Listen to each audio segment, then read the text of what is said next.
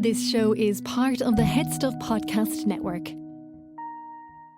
Welcome, gather round the fireside and listen to a tale of Fionn McCool, Cullen, Deirdre of the Sorrows, Grainne Wail. From giants right down to fairies, of both the trooping and solitary, and ghosts who are sometimes scary.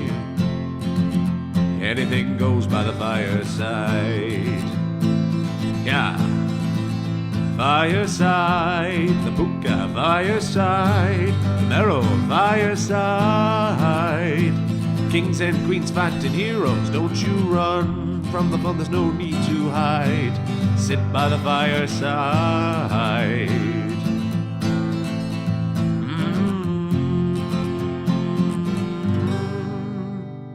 Fireside.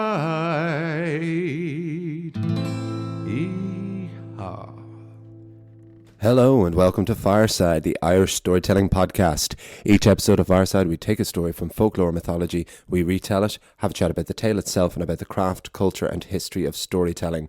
My name is Kevin C. Olahan. I am your host and your Fireside Bard. Welcome to episode 125 of Fireside.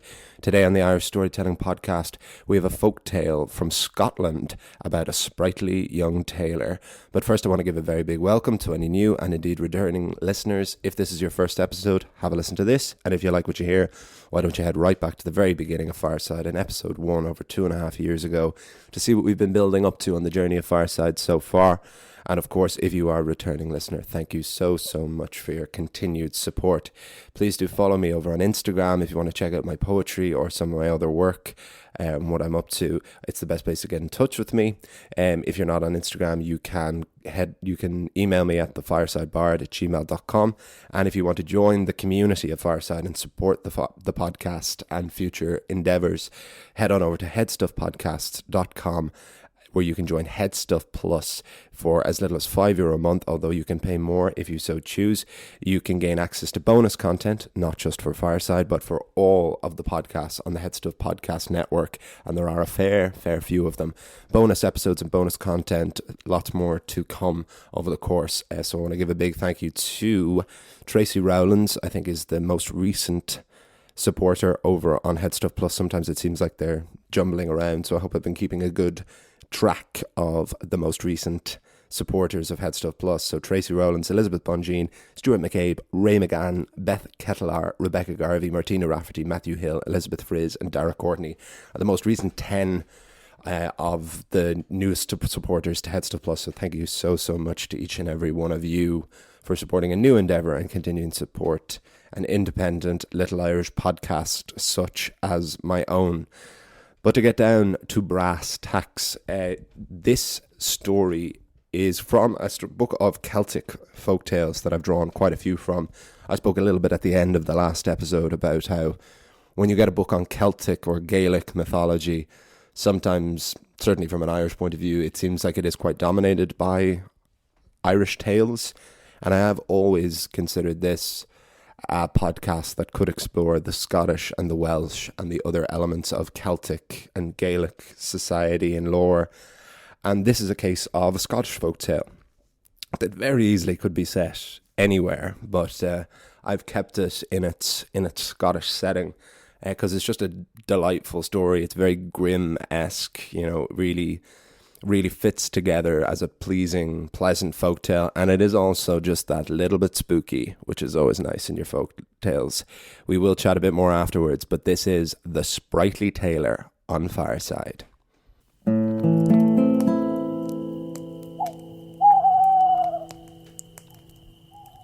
The Sprightly Tailor. There was once a great lord named MacDonald, who was in need of a new pair of trousers. But not just any trousers. MacDonald was after a new pair of trews. Very fashionable for a time, trews are a vest and trouser one-piece combo, very comfortable and convenient for walking or dancing. But MacDonald was also a mischievous and curious lord, and near his castle at Saddle there was an old church that was more than rumoured to be haunted. MacDonald would have never been so brave or serious enough to investigate himself. But when the opportunity came to have a new pair of trews made, the Lord thought that perhaps he could kill 2 birds with the one stone. And so a tailor was sent for, the best that could be found, and this particular tailor was a Sprightly Tailor.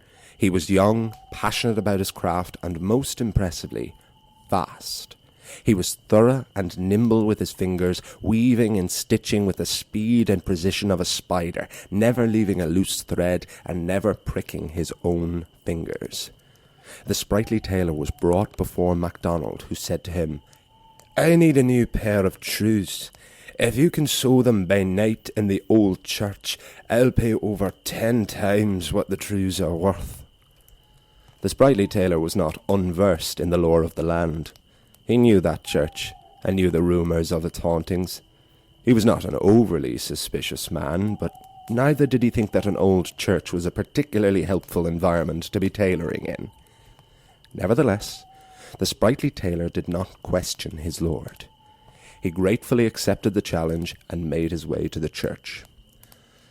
The church itself was far from abandoned, but its deep age was visible everywhere.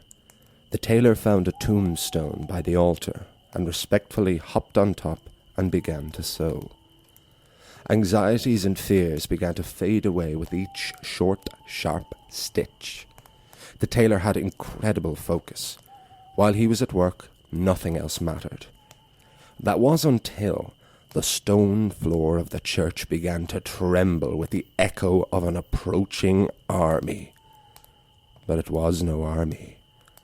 The tailor looked up from his task and saw a human head rise up through the concrete floor.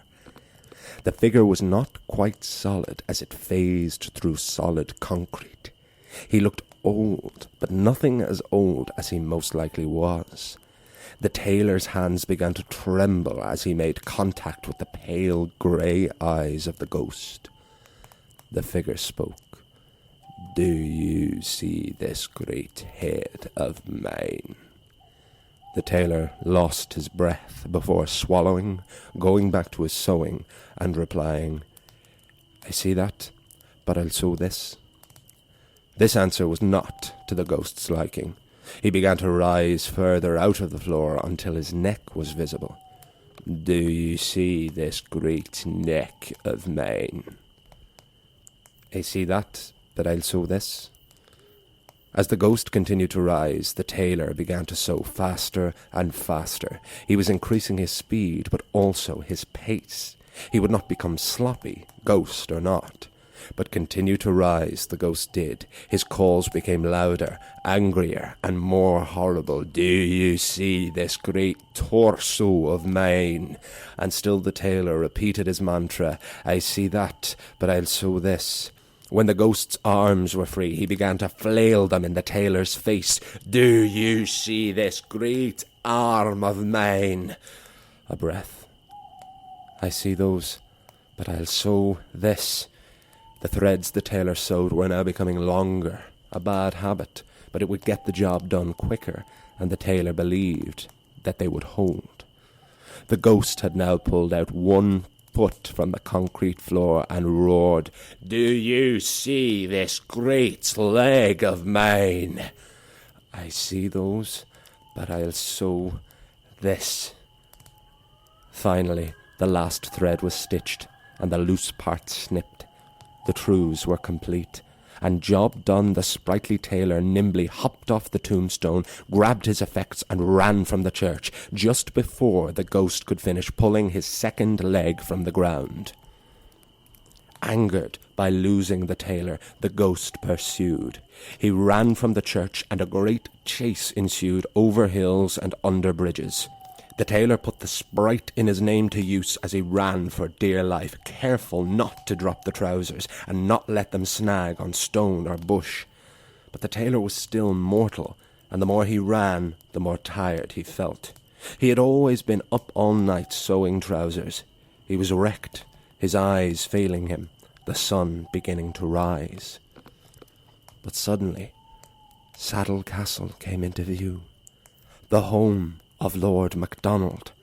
The sprightly tailor called for the guards on the battlements, and the drawbridge was lowered for the Lord's tailor. The drawbridge was quickly raised again just before the ghost could follow any further. He could not enter another building. It had hurt him enough to leave his own church. Haunting spirits are assigned to one place. The ghost knew that. He knew that Saddle Castle would have its own spirits. But he was still furious to have been mocked and insulted by this mortal tailor. And the ghost punched the high stone walls of the castle in a rage. It's said that the imprint of a fist can still be seen on the castle walls for those who know how hard to look. And Lord MacDonald was delighted with the truths that had been made by the tailor, and even more enthralled with the tale the tailor told. MacDonald wore his truths with pride, always boasting of how they were spectre-proof, and that Saddle Castle would never be haunted so long as he wore his truths. And the Lord never even noticed that some of the stitches were a little bit too long. The end.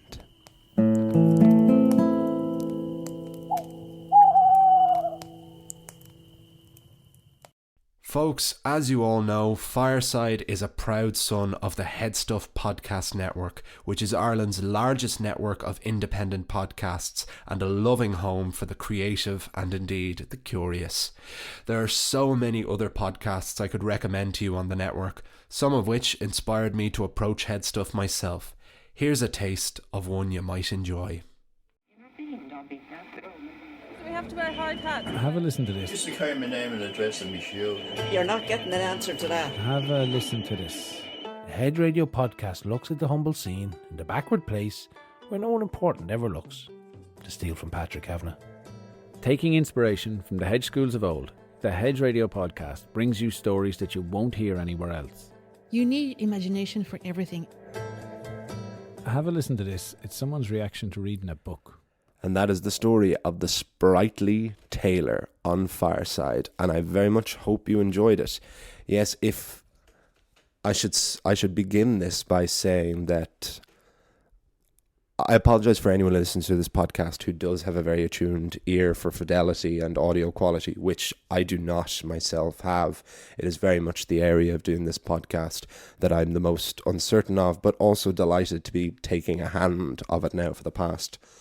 God, is it about 6 months now since Jamie, my editor, left the podcast while teaching me how to edit it myself, and I'm delighted to have that sense of autonomy over the podcast now that I can, because it forces me to listen far more intently when I edit the podcast together, so that then I can make them better in future, because one of the most difficult things is always to listen or to watch yourself, because you don't hear your own voice, how it sounds. You hear it within the echo chamber of your own head. So naturally you hear your voice always sounds lower in your own voice because it's resonating in there in between your ears, so you can never actually hear what other people hear. And then when you put it on microphone and add distortion and amplification, it's another thing again. So it can be quite difficult to listen back, but it is important if you want to continue to grow and keep making the podcast tighter. And I know I'm not at all there yet, and I always appreciate when people do point out if there's an edit, because it's never too late. Even if an episode has already been uploaded, if there is something in it that should have been taken out, I can usually check that back in and edit it and re-upload it. So thank you for those who do reach out and let me know, because I do try to get at them all, but sometimes they do get by you. But last week, the last episode, I was using these Rode lapel microphones that I use for doing videos, which I love. They're properly like little spy equipment, and I love them so much. They're just these wireless little clip-on lapel mics that are brilliant, because you can get a patch cable to connect them directly into an iPhone, which is a big absolute dream. But they're not quite, they don't have the bass in them required to keep up the fidelity and quality of the podcast usually. So I recorded a couple of episodes a couple of months ago with it, and I recorded the last episode with it last week because I didn't have access to the microphone that I've otherwise been using over the last couple of months. I've been using a different microphone, this AKG beautiful condenser that belongs to my friend, but now I've totally fallen in love with. And why I'm boring you with all of these details, although I'd like to think that it is an interesting part of the process because it's exciting to me as someone who's very passionate about performance but knows very little about the technical side of things and has kind of had to fail upwards when it comes to that this is the first episode of the podcast I've recorded holding the mic in my hand like I would be if I was doing a live gig, which is very interesting because usually you can't hold these mics because you'll hear the sound of your hand in the headphones and then it will be distracting. You'll hear this kind of sound a lot, if you can hear me now, physically rubbing the microphone. But I've been using this mic in a holder, in a microphone stand, which I thought was the only way to hold it. But then I discovered last week that actually it has this beautiful little handle on it that allows you to hold it without hearing that sound of holding it. So I decided this was an experimental episode where I held the microphone in my hand. And particularly for this story, I think this was a great story to have an experience of that with, because it was a very physical story with a lot of momentum. You have this ghost rising out of the ground piece by piece, head to neck to torso to arm to other arm to leg before fleeing out. And it increases the drama and the excitement of it, and I loved being able to get quite physically into that by holding the mic in my hand. And I'd be very interested to hear from your point of view, and then when I edit this back, is how that came across. Because even now, I recorded that there while I was sat down in my chair, but now I'm stood up walking around like it's a stand-up gig. You know, do you ever notice that thing about this? Do you ever notice the way that when you're a tailor and you're tailoring away in a haunted church and then a ghost starts to rise out of the ground? Don't you just hate when that happens? And that really is, there was a good bit of connecting the dots I had to do with this tale, because we have the establishment of this Lord of Saddle Castle, MacDonald, and he's looking for a new pair of trews, which are, that's the main reason I kept this set in Scotland, because MacDonald is the very Scottish name. There are a lot of Irish MacDonalds as well, but it is, when I think of MacDonald, I would think of Scotland. And trews seem to be this very, very Scottish kind of trousers. I'm sure they were quite common, but just even the sonics of it, trews, just works so well in their beautiful lilt. So I kept that as was, and then that kind of changed the atmosphere of how I was going about it the rest. But otherwise, so we have this lord whose land is haunted, or whose church he suspects is haunted. He wants to find out if it is, but he's too afraid to check it out himself or to seriously investigate. So he invites a tailor to make a new pair of trews, and then just says, Asher, while we're here, how about if you make the trews, I'll pay you what they're worth. If you make the trews in a haunted castle or a haunted church, I will give you 10 times what they're worth. And in Wicklow, in my hometown of Gardansea, there is an old jail that was closed down for a long time, but then they reopened it as a tourist attraction. And although I think it seems more haunted now because it opened as a tourist attraction about 20 years ago, and it fell into some disrepair. Certainly some of the mannequins and all kind of have crumbled and crusted, and it kind of adds to the atmosphere. It kind of makes it truly horrifying. But it is considered one of the most haunted places in Ireland. And it had its own episode of that Paranormal Investigators show. I forget which one it was or what the name of it was. And you can do that. You can stay in Wicklow jail overnight. You can kind of camp out in one of the jail cells. And I would have never considered myself an overtly superstitious person, certainly not since I stopped believing in God, but not for love nor money would I probably spend an evening in Wicklow jail. And that is the image I had in my head as I was adapting this story of the Sprightly Tailor. That certainly if you had a task at hand, that's why I like that he has this tailoring task, because I think we can do an awful lot as people when we're in any way distracted.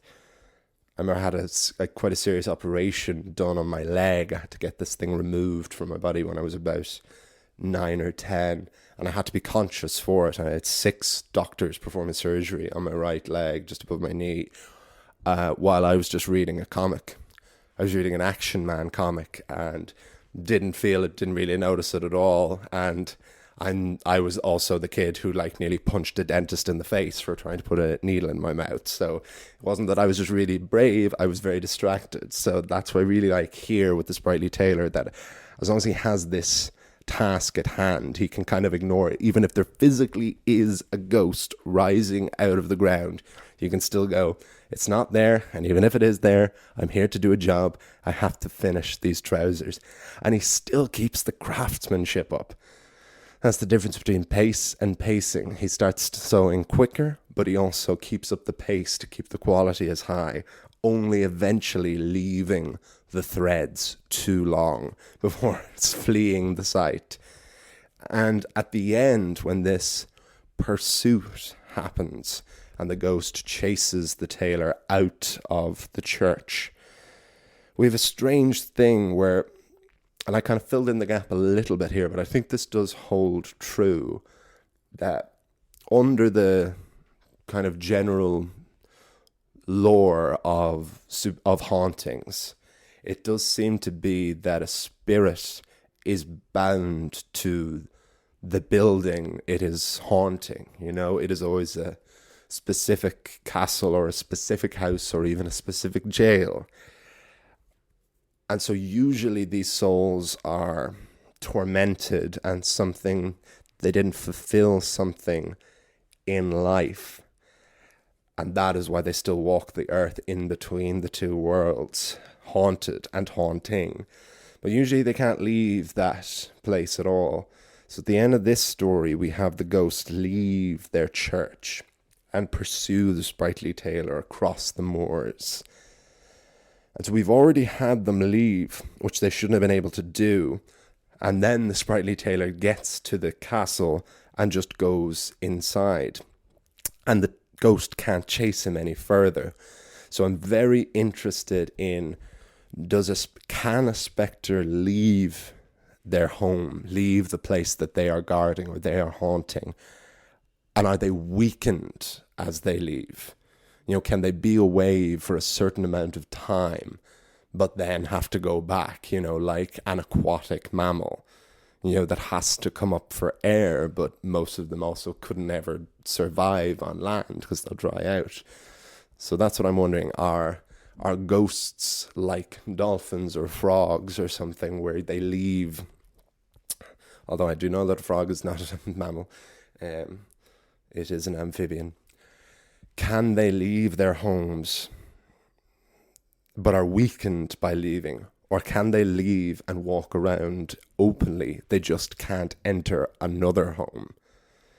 Because it does just seem like, considering we have just seen this ghost physically rise from the floor, we know he can phase through, and then suddenly he is locked outside this castle and can't go in at all, as if he is fully corporeal, if that's the word, where he's suddenly physical and can't get in because he's just locked out, as if he couldn't just phase through the wall, which he can't.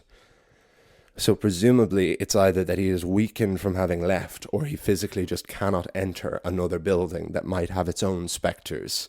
Want to see ghost fight between the ghost of this old church and whoever is haunting MacDonald's castle. So that just made it a very interesting ending to it. I talk about this quite a bit, where sometimes there are gaps in logic or in some nature of these stories, and sometimes they don't need filling in.